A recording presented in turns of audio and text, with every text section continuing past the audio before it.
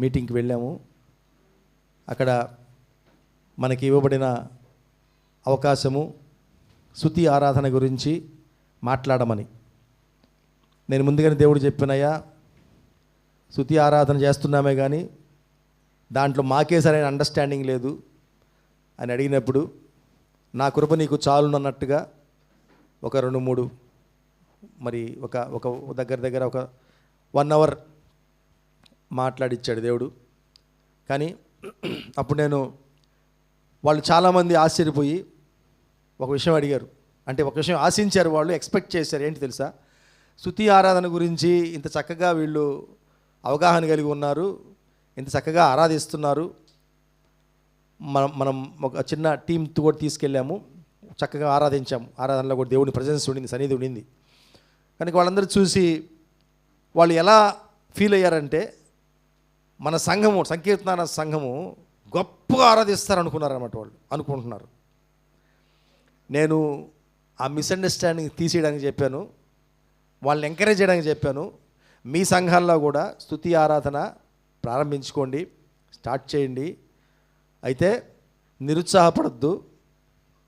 స్తుతి ఆరాధన స్టార్టింగ్లో ఓన్లీ పాస్టర్ ఫ్యామిలీ మాత్రమే ఉండొచ్చు, నిరుత్సాహపడద్దు మీరు. కానీ ఒక రోజు వస్తుంది, మెల్లమెల్లగా కాంగ్రిగేషన్ కూడా వచ్చి దేవుణ్ణి ఆరాధిస్తారని. Praise the Lord. సో అప్పుడు నేను యథార్థంగా చెప్పాను, మా సంఘంలో కూడా స్తుతి ఆరాధన ప్రారంభించేటప్పటికీ 100% అయితే ఉండరు కానివ్వండి, ఒక 10% అయితే ఉంటారు. కానీ ఎవరు వచ్చినా రాకపోయినా దేవుడు మాకు ఇచ్చిన ఆజ్ఞ ఏంటంటే, మీరు నన్ను ఆరాధించాలా, టీమ్గా మీరు ఆరాధించాలి, డోంట్ వరీ అబౌట్ అదర్స్ అని.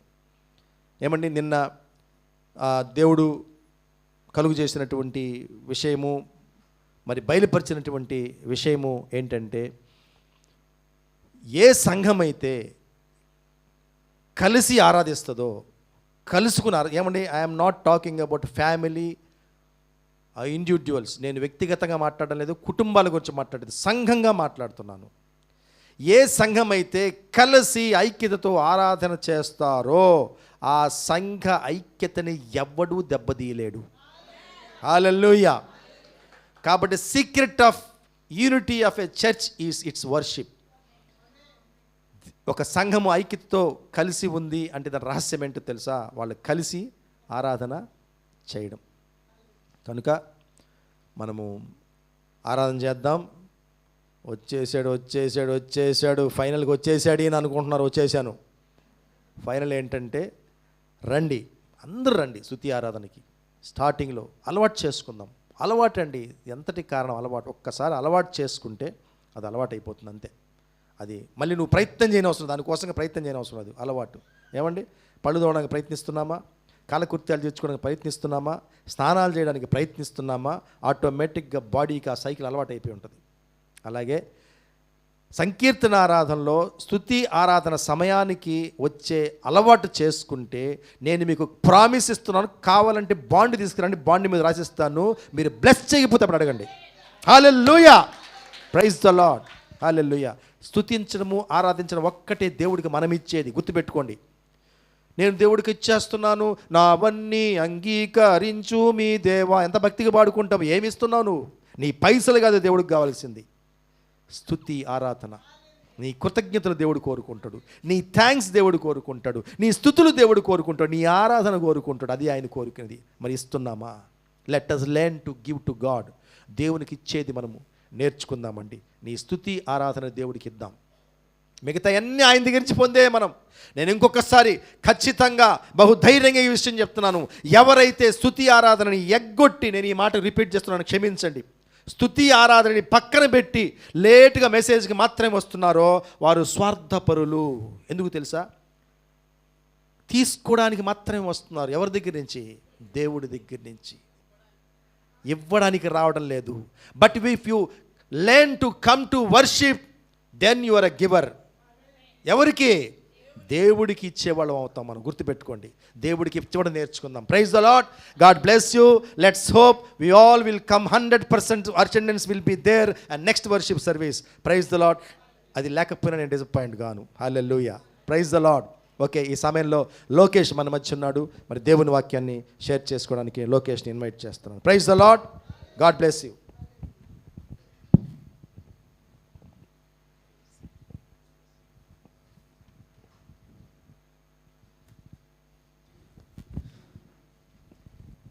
ప్రైజ్ లార్డ్ అందరికీ. Praise Lord. ఓకే, వాక్యం ధ్యానించే ముందు బ్రదర్ ఇంతకుముందు క్రూసిఫిక్షన్ ఒక ఫోటో పెట్టున్నారు, అది ఒకసారి పెట్టగలరు? యేసుప్రభు పాటలు పాడేటప్పుడు పెట్టారు.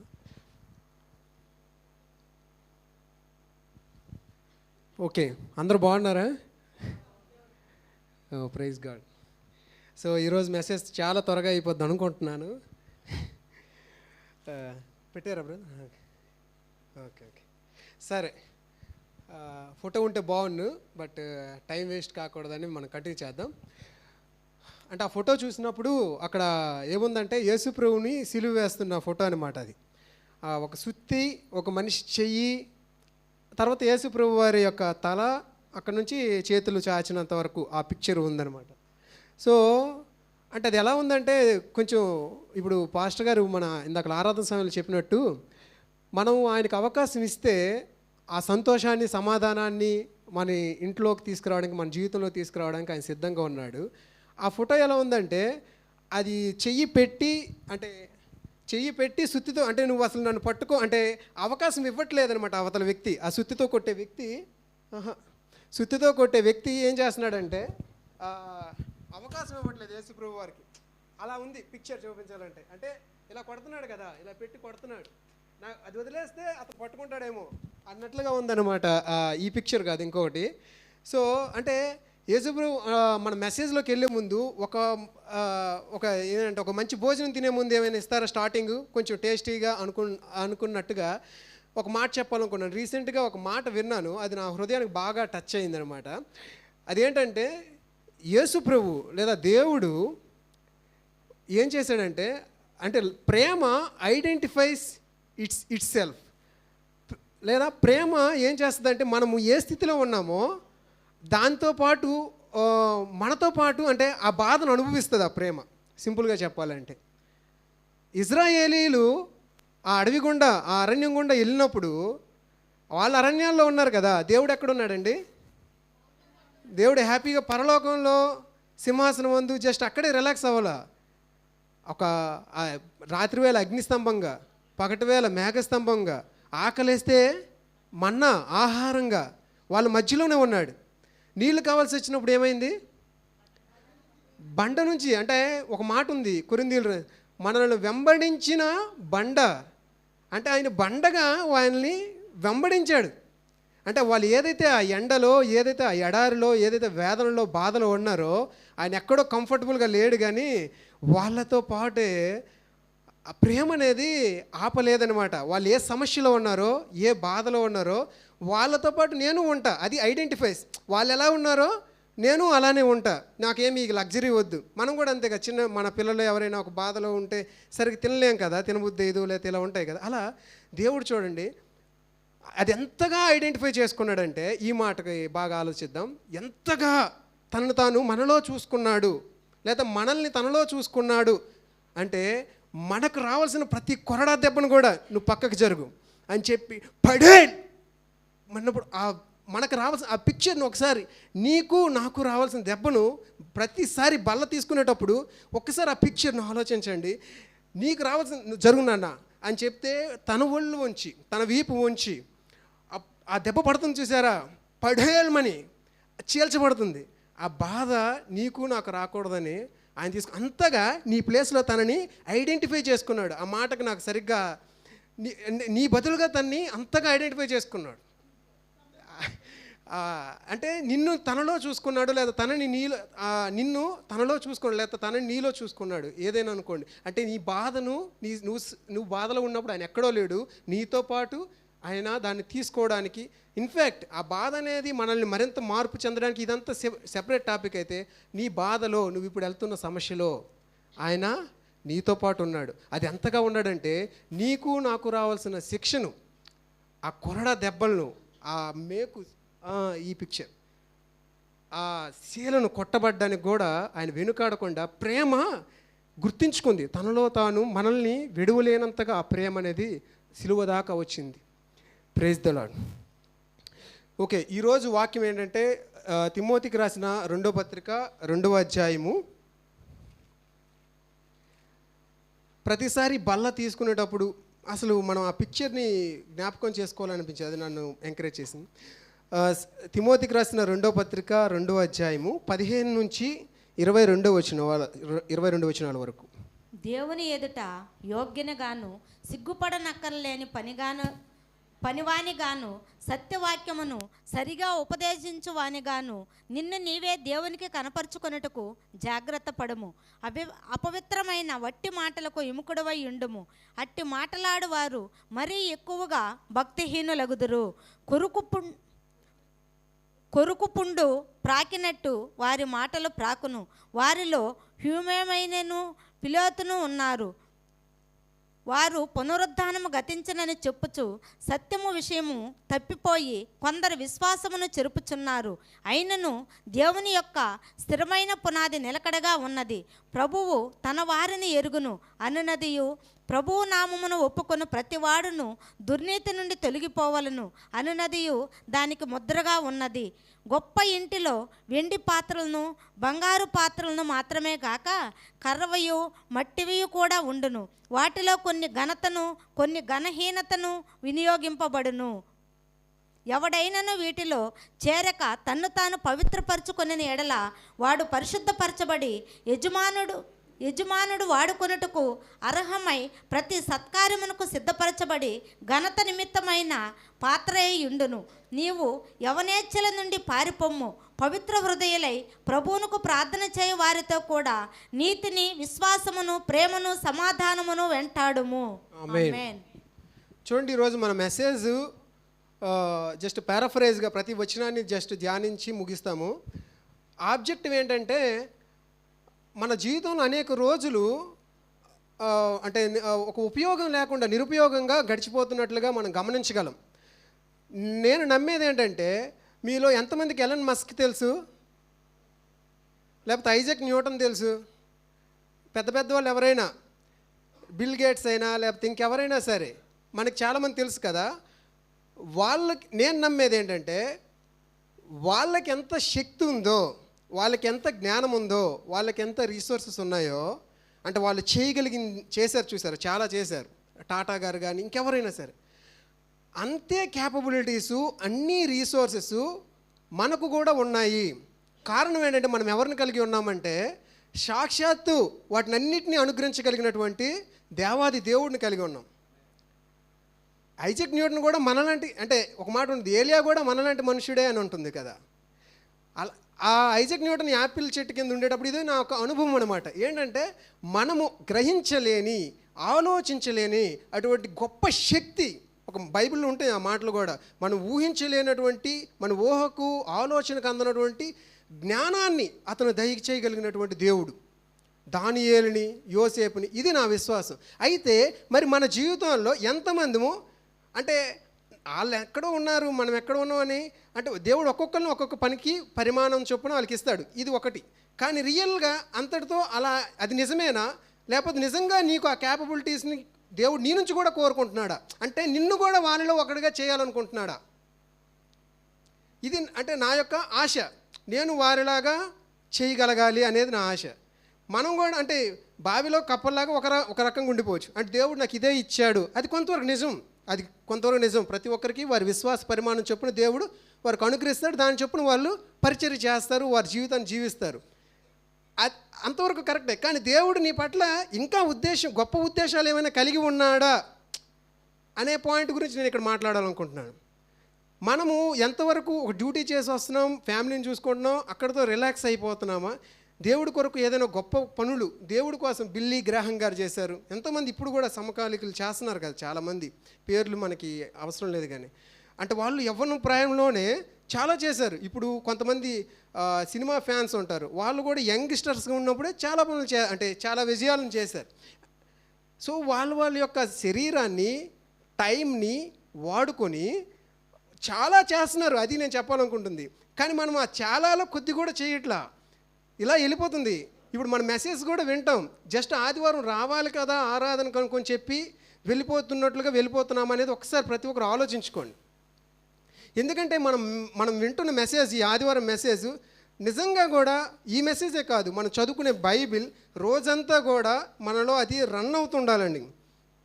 మనలో అది మెడిటేషన్ అంటే ఆ వాక్యం అనేది వాక్యానుసారంగా జీవించడం గురించి, లేకపోతే దేవుడి గురించిన ఆలోచనలు, దేవుడు అనేటటువంటి తపన ఇలా వెళ్ళాలి. ఇప్పుడు ఎలా అయిపోయిందంటే మన చేతుల్లో ఒక మొబైల్ వచ్చింది. ఈ మొబైల్ వచ్చి ఏం చేస్తుందంటే కంటిన్యూస్గా నేను చూసా కొంతమందిని షార్ట్స్ ఏదో అంటారు, దాన్ని ఏమంటారు మీరు చెప్పండి, రీల్స్ వాట్ ఎవర్, ఇలా వెళ్తుందనమాట. ఒకటి వస్తుంది, దాని తర్వాత ఇలా అంటారు ఇంకోటి. అంటే యూట్యూబ్లో ఎక్కువ, యూట్యూబ్, ఇన్స్టాగ్రామ్, ఫేస్బుక్ వాటిలో నాకు అకౌంట్స్ అయితే లేవు, యూట్యూబ్ ఒకటి ఉంది. సో ఇలా అంటుంటే వాళ్ళకి టైమే తెలియదు, గంటల తరబడి వెళ్ళిపోతుంది. దాన్ని ఏమంటారో తెలుసా, వాళ్ళు దేన్ని కూడా కేంద్రీకరించలేరు, వాళ్ళు దేన్ని కూడా ధ్యానించలేరు. డెవిల్ చేస్తున్న పెద్ద పని ఇదే, దాన్ని మీరు గమనించండి. బైబిల్ ఏం చెప్తుందో తెలుసా, ధ్యానించమని చెప్తుంది వాక్యాన్ని. కానీ సాతాను ఏం చేస్తున్నాడో తెలుసా, మన చేతులకి మొబైల్ ఇచ్చి లేదా ఇంకోటి ఇచ్చి, సోషల్ మీడియా ఇచ్చి మనం దేనిని ధ్యానించలేనట్లుగా చేస్తాం. మ్యూజింగ్ అంటే ధ్యానించడము. మ్యూజిక్ అనే పదం కూడా దాని నుంచి వచ్చింది. అంటే ఒకే ఒక విషయం గురించి ఆలోచించడము అమ్యూజింగ్ అంటే దేన్ని గురించి కూడా ఆలోచించలేకపోవడం, ధ్యానం ఉంచలేకపోవడం. చెన్నైలో అమ్యూజ్మెంట్ పార్క్స్ అనేసి ఉంటాయి అన్నమాట. పిల్లలు ఒక దగ్గర రంగులు రాటం ఉంటుంది, ఇంకో దగ్గర స్విమ్మింగ్ పూల్ ఉంటుంది. అంటే ఎక్కడ కూడా ఏమీ ధ్యానం ఉంచకుండా చేయడం. ఈరోజు ఫోన్కి బానిసగా చేసి మీరు ఏ విషయాన్ని కూడా, ఇది నా పాయింట్, మనం ఏ విషయాన్ని కూడా ధ్యానించలేకపోతున్నాం. మనం ఏదైతే హృదయంలో నాటబడుతుందో దేవుడి వాక్యాన్ని, అది పెరిగి పెద్దవట్ల చాలా ఐహిక విచారాలు ఇవన్నీ బైబిల్లో ఉంటుంది కదా. ఇప్పుడు చాలా విచారాలు మనకు సంబంధం లేనివి కూడా విచారాలే. తిరుపతి లడ్డు ఒక విచారం, లేకపోతే ఇంకొకటి ఈశా మందిర్లో ఒక ఇది ఇష్యూ. ఇలా మన ఫోన్ ఏమవుతుందంటే కంటిన్యూస్గా మనల్ని ఆక్యుపై అయిపోతున్నాం ఇతర విషయాలతో. దేవుడు వాక్యంతో ఆక్యుపై అవ్వాల్సిన బదులుగా ఇతర విషయాలతో ఆక్యుపై అయిపోతున్నాం. డిస్ట్రాక్షన్ అంటే తప్పిపోతున్నాం. అయితే దీనివల్ల నష్టం ఏంటి బ్రదర్? నేను రక్షించబడ్డాను కదా, రక్షణ పొందాను, ఒకవేళ అందులో ఏదైనా తప్పు చూసినా తప్పు చేసినా నేను క్షమించమని అడుగుతాను, దేవుడు క్షమిస్తాడు.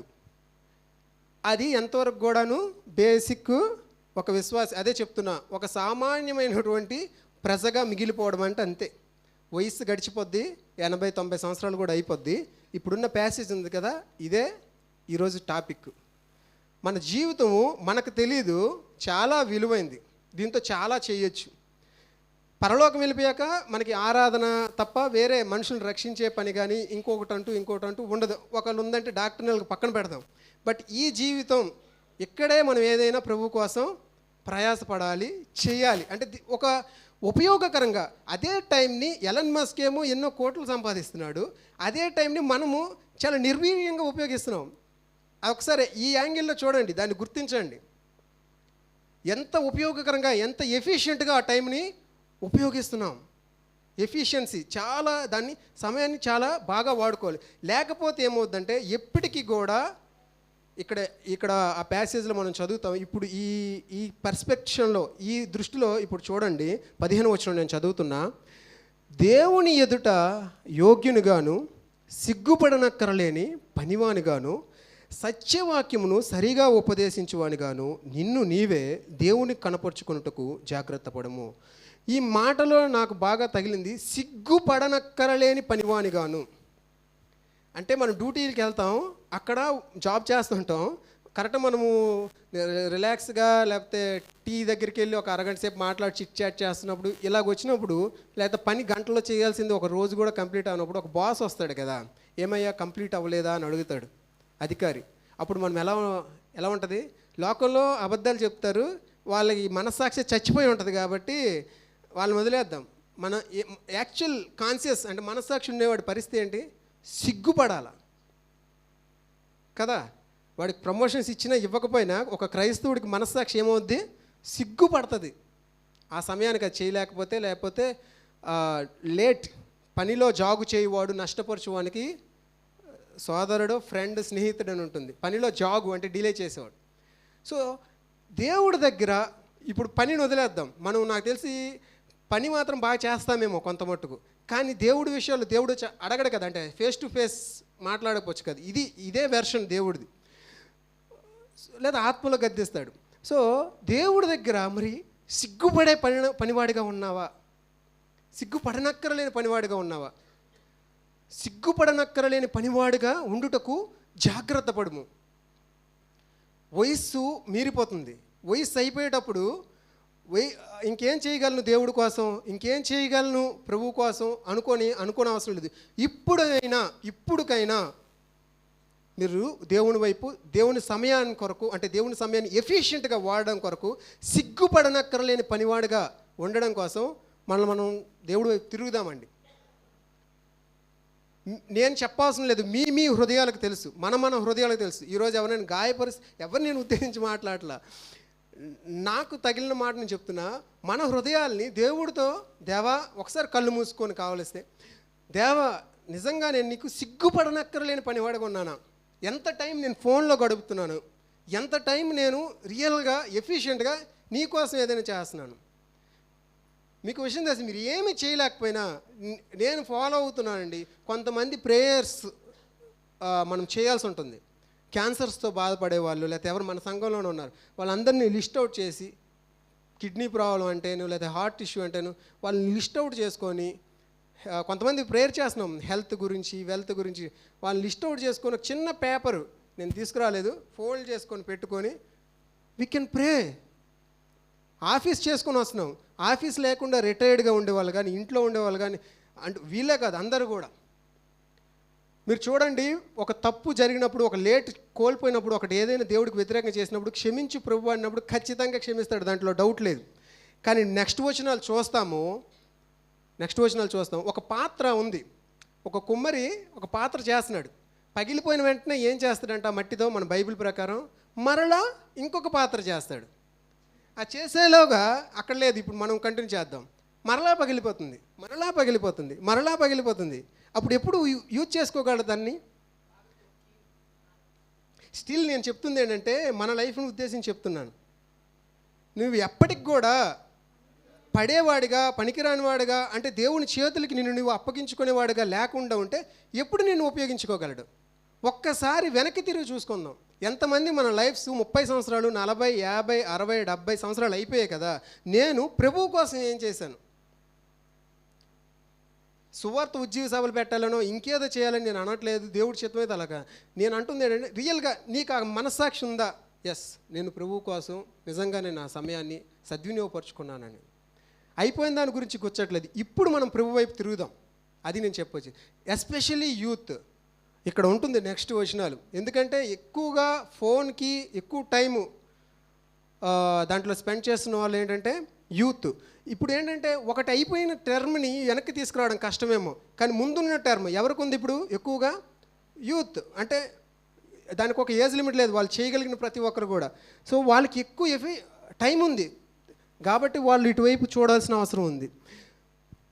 చూడండి, 16వ వచనం ఒక మాట ఉంది. అపవిత్రమైన ఒట్టి మాటలకు విముఖుడువై ఉండుము, అట్టి మాట్లాడేవారు మరి ఎక్కువగా భక్తిహీనులు అవుతారు. ఇది యాక్చువల్లీ విశ్వాసులుగా ఉండొచ్చు, బైబిల్ ప్రేయర్స్ ఇవన్నీ ఉంటాయి, కానీ ఇది సాతాను ఏంటంటే మోసం చేస్తాడు.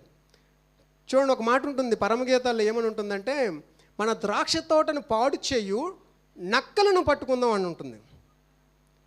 ఏనుగులు వచ్చి పాడు చేయట్లేదంట అక్కడ. అంటే బలమైన శత్రువు ఎవరు వచ్చి పాడు చేయట్లా. ఎవరు పాడు చేస్తున్నారు? చాలా బలహీనమైనటువంటి శత్రువు. ఎవరు? నక్క, తోడేలు. అంటే చిన్న జీవి, తప్పించుకునేటటువంటి అక్కరే. అంటే తిరుగుబాటు చేసేది కాదు, తినేసేది కాదు, మనల్ని అటాక్ చేసేది కాదు. బట్ దాన్ని అంటే ఇలాగ మన చిన్నవి ఏంటి, మన ఫ్రెండ్షిప్స్, ఫెలోషిప్స్లో అపవిత్రమైన ఒట్టి మాటలు, సరసోక్తులు, అవి పాపంగా కనబడవు. బట్ అవి ఏం చేస్తాయంట మనల్ని మరి ఎక్కువగా భక్తిహీనులు అవుతారు. అయితే ఇక్కడ చెప్తున్న ఒట్టి మాటలు ఏంటంటే పునరుద్ధానం అయిపోయిందని ఇవి, కానీ దీన్ని మనం అన్నిటికీ వర్తించుకోవచ్చు.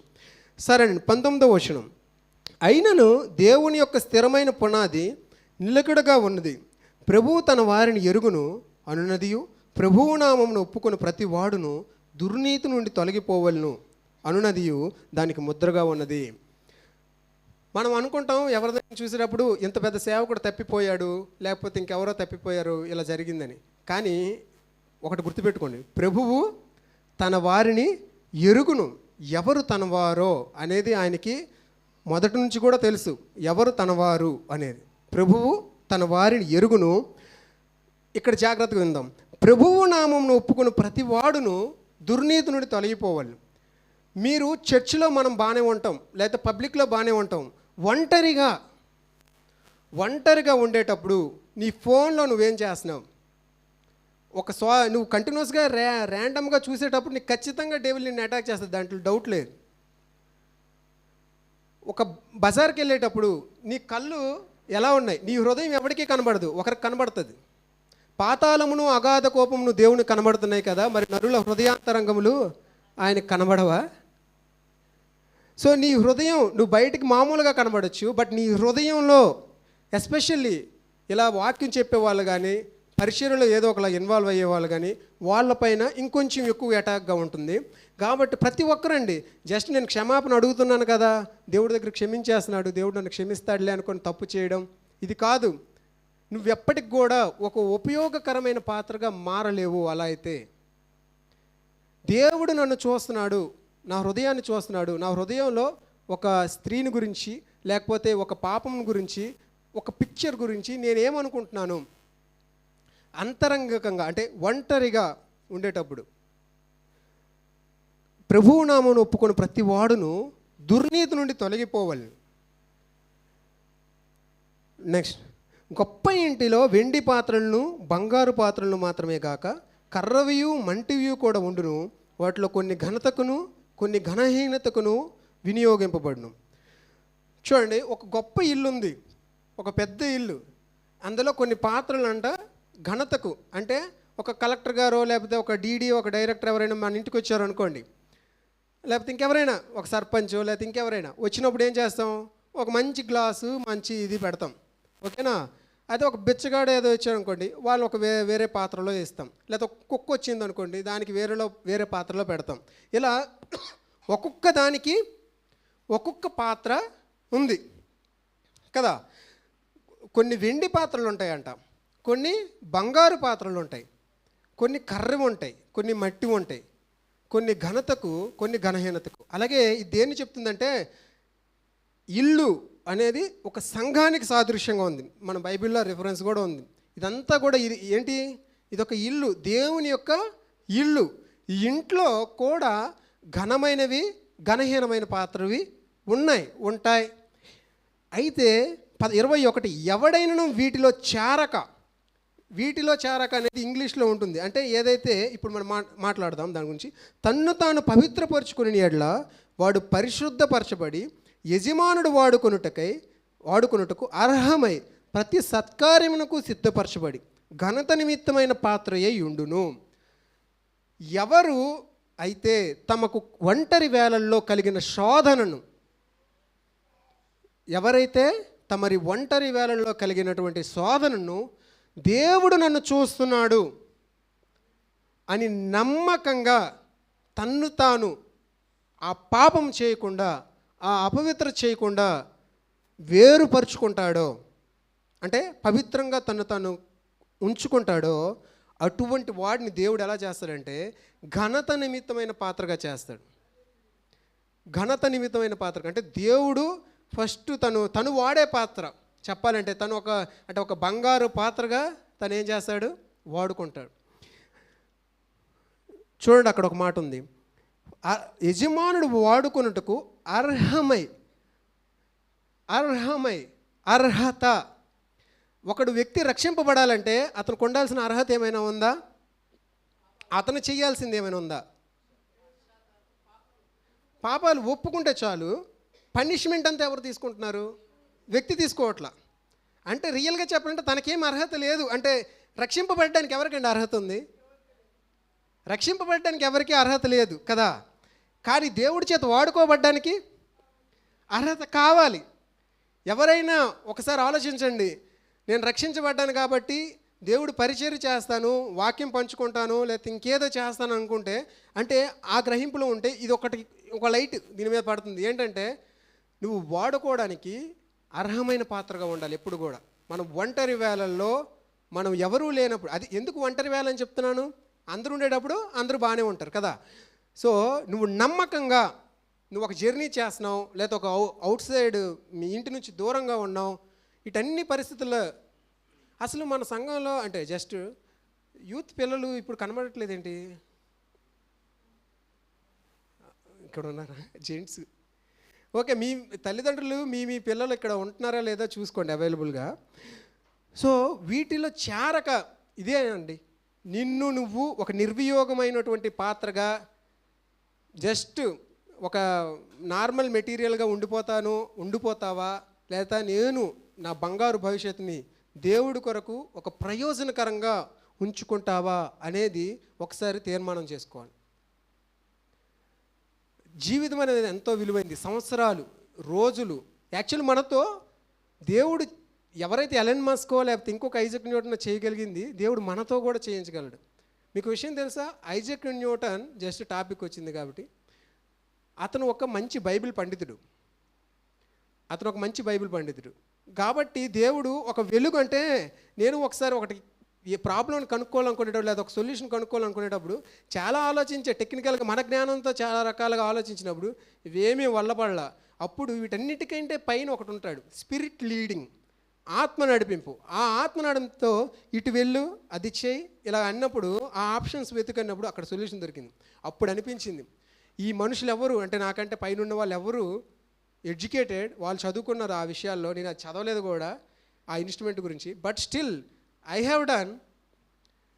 సో దేవుడు ఉండేటప్పుడు ఎవరైనా ఏదైనా చేయగలరు, అర్థమవుతుందండి. సో మన జీవితాల్ని ఆయన్ని నమ్మకంగా అప్పగించుకుందాం. 22వ వచనము, నీవు యవ్వనేచ్ఛల నుండి పారిపోమ్ము, పవిత్ర హృదయులై ప్రభువునకు ప్రార్థన చేయవారితో కూడా నీతిని, విశ్వాసమును, ప్రేమను, సమాధానం వెంటాడము. చూడండి, యవ్వనంగా ఉండేటప్పుడు ఇచ్చలు వస్తాయి. ఆ వచ్చిన ఇచ్చల నుంచి పారిపోవాలి, కమిట్ అయిపోకూడదు, లోబడిపోకూడదు. మనము యూత్గా ఉండేటప్పుడు ఒక అడ్వాంటేజ్ ఉంది. ఏంటి, మన బిలీవర్స్ ఎవరింటికైనా వెళ్ళొచ్చు, ఆ బిలీవర్స్తో మనం ప్రేయర్ చేసుకోవచ్చు, ఎంతసేపు అయినా ప్రేయర్ చేసుకోవచ్చు, వాక్యం చదువుకోవచ్చు. అంటే ఇప్పుడు ఆ రోజు మీకు వ్యక్తిగతంగా ఉందో లేదో తెలియదు, బట్ మాకు ఉండేది. అలా ప్రేయర్స్ చేసుకునే వాళ్ళం. సాటర్డే సండేస్ హాలిడేస్ వస్తే సో వాక్యాలు చదువుకోవడం ఇలాంటివన్నీ కూడాను. ఎందుకంటే ఓన్లీ మార్గం ఏంటంటే ఫెలోషిప్. యవ్వనేచ్ఛల నుంచి విడిచి పారిపోయి ఖాళీగా ఉండకూడదు. నువ్వు ఆ గుంపు ఎవరు, మన ఫెలోషిప్ ఉంటారు కదా, పవిత్ర హృదయులై ప్రభువునకు ప్రార్థించే వారితో కూడా ప్రేమను, సమాధానాన్ని వెంటాడమంటున్నాడు ప్రభు. చూడండి, మనకి ఒక మాట క్లియర్గా ఉంది. అందుకనే 2వ అధ్యాయం మొదటి నుంచి ఉన్న, యాక్చువల్లీ ఇవన్నీ చదివించడానికి టైం లేదు. ఏమంటారంటే ఈ మాటలను 2వ వచనం ఉంటుంది, నీవు అనేక సాక్షులు ఎదుట నా వలన వినిన సంగతులను ఇతరులకు బోధించుటకు సామర్థ్యం గల నమ్మకమైన మనుషులకు అప్పగింపుము. మనం ఒక బోధకులుగా మన ఇంట్లో కుటుంబ ప్రార్థన చేసేటప్పుడు కానీ, లేకపోతే మన వ్యక్తిగతంగా ఎవరైనా మన దగ్గరికి వచ్చేటప్పుడు మనం బోధకులుగా అంటే ఏదో ఒక డ్రెస్ వేసుకొని అలా చెప్పేది కాదు. కనీసం వాళ్ళకి దేవుడి వాక్యంతో పరిచర్య చేయగలగాలి, వాళ్ళ అవసరతలో మనము దేవుడి వాక్యంతో సహాయం చేయగలగాలి. అటువంటి మరి నమ్మకమైన మనుషులకి దేవుడు వాక్యాన్ని అప్పగించమంటున్నాడు. మరి అటువంటి నమ్మకమైన వ్యక్తులుగా మనం ఉందామా? ఒకసారి ఇప్పుడు ఓవరాల్ పిక్చర్ మీకు అర్థమైందండి. దేవుడు ఇంట్లో అందరూ ఉంటారు, అందరం విశ్వాసాలుగా ఉంటాం. కొన్ని రకాలుగా మనల్ని వాడుకుంటాడు కూడా దేవుడు. ఎవరు వాడరు? మట్టి పాత్రలు వాడతామా ఇంట్లో? ఇప్పుడు వాడట్లేదేమో కానీ మట్టి పాత్రలు కూడా వాడతారు. అలాగే వెండి పాత్రలు ఉంటాయి, అలాగే స్టీలు ఉంటాయి, కాపర్ ఉంటాయి. ఇవన్నీ దేవుడు మనల్ని కూడా ఎక్కడో ఒక దగ్గర దేనికో ఒకదానికి వాడుకుంటాడు, దాంట్లో డౌట్ లేదు. బట్ బంగారు పాత్ర ఉందంట. ఆ బంగారు పాత్రగా మారడానికి మనకంటూ వేరే అంటే ఇది లేదు అది లేదని చెప్పడానికి లేదు. మనకెవరు ఉన్నారు? యేసయ్య ఉన్నాడు. మనం ఆయనకి నమ్మకంగా ఆయన అప్పగించుకుంటే, ప్రార్థన కావాలి, దానికి మనం ప్రార్థన చేయాలి. ఒక శోధన కలిగే సమయంలో ప్రభువా నాకు ఈ విషయంలో సహాయం చేయని చెప్పి ప్రార్థన చేయాలి. ప్రార్థన గొప్ప కార్యాలు చేపిస్తుంది మనతో. ఆ శోధన సమయంలో మనం అందుకని ఇక్కడ ఉంది కదా, నీవు యవ్వనేచ్ఛల నుంచి విడిచి పారిపోయి పవిత్ర హృదయులై మొబైల్స్ చూసుకునే సహోదరుల దగ్గరికి, పవిత్ర హృదయులై క్రికెట్ ఆడుకునే వాళ్ళ దగ్గరికి కాదు. అవి క్రికెట్ ఆడొచ్చు, దాని గురించి కాదు. పవిత్ర హృదయులై ప్రభువునకు ప్రార్థన చేయవారితో కూడా, అంటే ప్రార్థన, మనం ప్రార్థన చేసినప్పుడు ఆ శోధనలో నుంచి మనము నిలబడగలం. శోధనలు అనేవి రియల్ కదా, నీకేం తెలుసు అని అనకండి. శోధన అనేది అది చూడాలి, మొబైల్ చూడాలనిపించడం, లేకపోతే ఇంకోటి ఏదో చేయాలనిపించడం, బైబిల్ చదవాలనిపించకపోవడం, ఏదైనా ఒక పాపం చేయాలనిపించడం. ఈ శోధన అనేది నీకు స్ట్రాంగ్గా కనబడేటప్పుడు నువ్వు చేయాల్సింది ఒకటే, ఏంటి? ప్రార్థన. ప్రార్థన అంటే ఏదో ఒక కాంప్లికేటెడ్ థింగ్లా చూడకండి. ప్రార్థన అంటే ఒక నిస్సహాయమైన స్థితిలో దేవుడి వైపు చేయెత్తడం, దేవుడి సహాయాన్ని కోరడం. ప్రభువా ఎలా ఉన్నానో అలాగా, నువ్వు ఎలా ఉన్నావో అలా వచ్చి దేవుడి సహాయం అని అడిగినప్పుడు నమ్మకమైన వారి కోసం ప్రభువు కూడా చూస్తున్నాడండి. ఎంతోమంది వారి టాలెంట్స్ చాలా డబ్బులకు అమ్ముకుంటున్నారు, చాలా స్టార్స్ అయిపోతున్నారు, లేకపోతే లోకంలో చాలా ఇదవుతున్నారు. కానీ దేవుడు కలిగిన మనము, దేవుడు చేయడానికి రెడీగా ఉన్నాడు. నిజానికి మనము ఎంత నమ్మకంగా ఉన్నాం అనేది ఈరోజు మొత్తం ఒకటే క్వశ్చన్. నేను సిగ్గుపడనక్కర్లేనటువంటి పనివాడిగా ఉన్నానా? నేను దేవునికి నమ్మకమైన వాడిగా ఉన్నానా? నేను దుర్నీతి నుంచి, ప్రభునామాన్ని ఒప్పుకుంటున్నాను కదా, దుర్నీతి నుంచి పారిపోతున్నానా? సో నేను ఒక బంగారమైనటువంటి పాత్రగా ఉండడానికి ప్రయాసపడతాను. అంటే ఒక కర్ర పాత్రగాను ఇలా కాదు, కానీ యజమానుడు వాడుకున్నట్టుకు అర్హమైన పాత్రగా ఉండాలి. అలాగే ప్రతి సత్కార్యం చేయడానికి సిద్ధపడి ఉంటాడంట. ఇలా నమ్మకమైన వాడు ఏం చేస్తాడంటే, వాడికి ఏ క్షణంలో నువ్వు సహాయం, అంటే నువ్వు దేవుడి పరిచయం ఏది చేయాలన్నా సరే వాడు ఆల్రెడీ సిద్ధపడి ఉంటాడు ఆ పని చేయడానికి. ప్రతి సత్కార్యానికి ఇంగ్లీష్లో ఉందంటే ఎవ్రీ గుడ్ వర్క్, ప్రతి సత్కార్యము, అది వాక్యం చెప్పడమా లేకపోతే ఇంకొకటి చేయడమా, ఎవడైతే ప్రభువుకి అన్ని వేళలా నమ్మకంగా ఉంటాడో, ఎల్లప్పుడూ కూడా తన యొక్క పవిత్రతను, పాపం చేయకుండా పారిపోతూ ముందుకెళ్తున్నాడు దేవుడితో, వాడు ప్రతి సత్కార్యాన్ని చేయడానికి నాకు ఇది రాదు అది రాదని కాదు, ప్రభువు వాడుకుంటాడు మనల్ని. ప్రతి సత్కార్యాన్ని చేయడానికి సిద్ధపడి ఉంటాడు, ప్రిపేర్డ్. వాడు మరలా మనం ఏదో ప్రిపేర్ చేయాల్సిన అవసరం లేదు, అంటే వాడు ప్రిపేర్డ్గా ఉంటాడు. ఓకేనండి, దేవుడు ఈ మాటలు దీవించును గాక.